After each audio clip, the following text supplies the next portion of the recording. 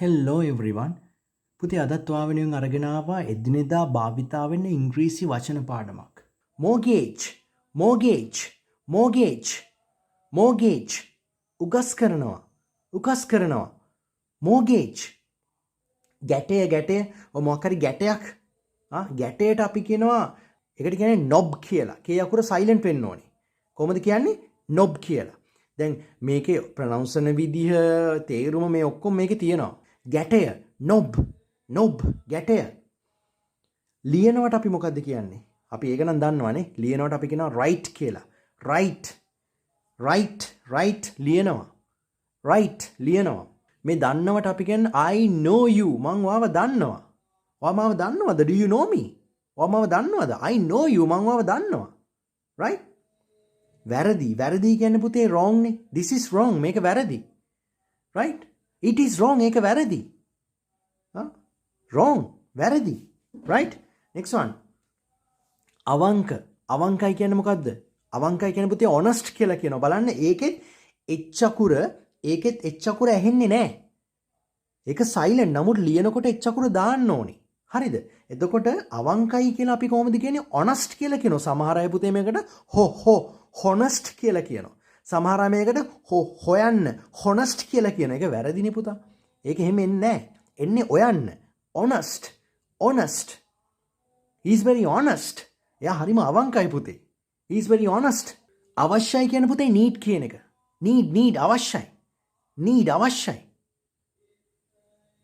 I need this මට මේක ඕනේ. I need this මට මේක ඕනේ. පුතේ එහෙනම් මම කියනවා need කියන්නේ අවශ්‍ය කරනවා. need අවශ්‍ය කරනවා. right? I need this. brother I need this මට මේක ඕනේ.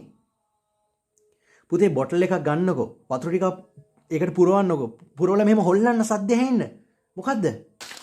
ඔය බලන්න මේ බොටල් එක මෙහෙම හෙල්ලෙනවා. shake බලන්න හෙල්ලෙන සද්දේ. shake හෙල්ලෙනවා.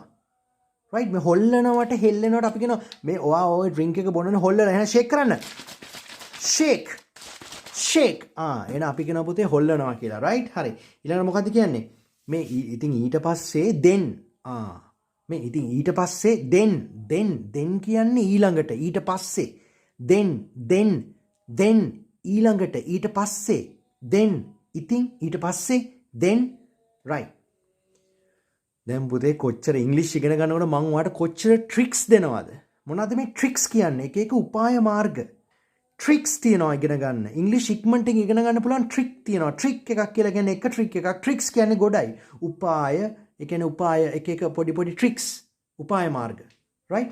එහෙනම් ට්‍රික් එකක් කියලා කියන්නේ උපාය නැත්නම් උපාය මාර්ගය කියන අයිඩියා එක. right? ට්‍රික් එකක්. ඉතින් පුතේ මම වාගේ ආදරණීය ඉංග්‍රීසි ගුරුවරයා ස්පෝකන් ඉංග්ලිෂ් රජිත මාල්ෂාන් හැමදාම මේ වගේ අලුත් දේවල් ඉගෙන ගන්න මගෙත් එක්ක එකතු වෙලා ඉන්න. එහෙනම් ආයේ මේ වගේ ලස්සන වචන පාඩමකින් එදිනදා භාවිතා වෙන වාක්‍ය පාඩමකින් හම්බෙමු. සුබ දවසක් ඔයාලා හැමෝටම. Have a great day you all. Bye bye.